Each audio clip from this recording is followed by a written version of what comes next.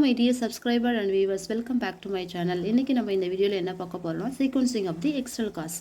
External caseக்கு நிறைய quotes இருக்கு, 4 quotes இருக்கு. அதை எப்படி sequencing பண்ணனும்ன்றத நம்ம இந்த வீடியோல பார்க்க போறோம். சோ இதுக்கு முன்னாடி 13 வீடியோஸ்லயும் ரொம்ப முக்கியமான இம்பார்ட்டன்ஸ் பேசிக் ICD-10 கன்வென்ஷன்ஸ் ஓட பேசிக் ஷார்ட்டா போட்டு வச்சிருக்கேன்.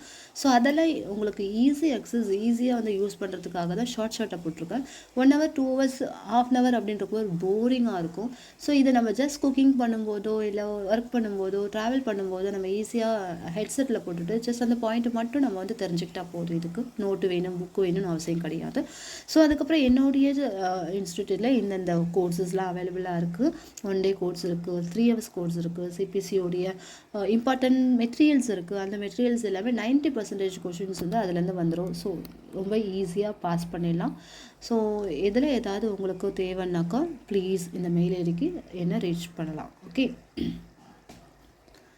Okay sequencing of the external cause. External காஸ்னால் என்னது? ஃபஸ்ட்டு எக்ஸ்டர்னல் காசுன்றது நம்மளுக்கு ஒரு இன்ஜுரி ஆகிருக்கு, ஒரு ஆக்சிடெண்ட் ஆகிருக்கு, ஒரு ஃப்ராக்சர் ஆகிருக்கு, கீழே விழுந்திருக்கும். ஸோ அந்த கீழே விழுந்ததுனால நம்மளுக்கு என்ன ஆச்சு? ஃப்ராக்சர் ஆகிடுச்சா, இல்லை ஊண்டாயிடுச்சா, இல்லைனா வந்து லேசரைசேஷன் ஆயிடுச்சா? இதெல்லாம் கண்டிஷன். எதனால் ஆச்சுன்றது தான் எக்ஸ்டர்னல் காஸ். எதனால் ஆச்சு, எங்கே நடந்தது, எப்படி நடந்தது, அதுக்கு 3 கோடு இருக்குது.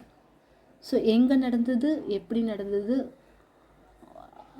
How to happen, where to happen and ஒரு 3 கோடு இருக்குன்னு வச்சுக்கோங்க. அந்த 3 கோடை வந்து என்ன ஆச்சு, ஃப்ராக்சர் ஆச்சு, அந்த மெயின் கோடெல்லாம் கொடுத்ததுக்கு அப்புறம் தான் இந்த எக்ஸ்டர்னல் காசுடைய கோடை கொடுக்கணும். அந்த எக்ஸ்டர்னல் காசு 3 கோடு இருக்கு இல்லையா, அதுலேயே பிளேஸ் ஆஃப் சர்வீஸ் எங்கே ஆச்சுன்றது கடைசியாக கொடுக்கணும் எப்பயுமே. இதுதான் sequencing. Okay. If an injury occurs result of the building collapse during this time, external cause codes for both building collapse should be reported and with external cause code.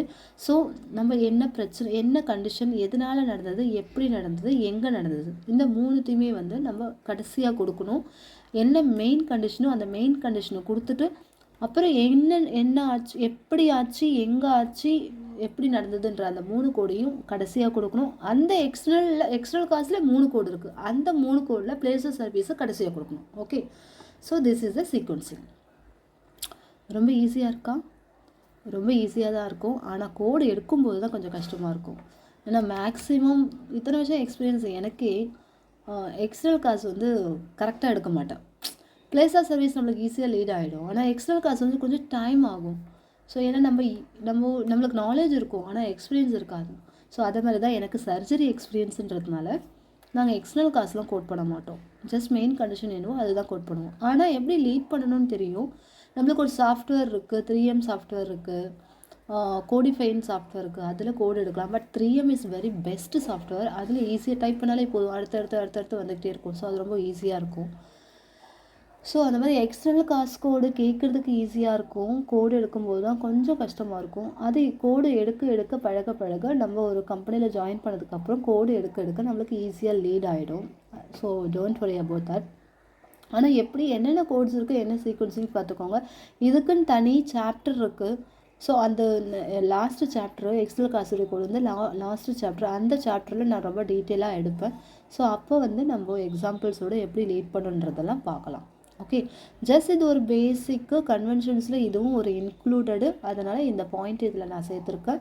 So இதில் main கோடெல்லாம் கொடுத்துட்டு அதுக்கப்புறம் தான் external காசுடைய code கொடுக்கணும். So place of service always end. ஓகேவா? Okay guys, இதில் ஏதாவது doubt இருந்துச்சுன்னா கேளுங்க. கோர்ஸ் ஏதாவது ஜாயின் பண்ணனாலும் ஜாயின் பண்ணிக்கோங்க.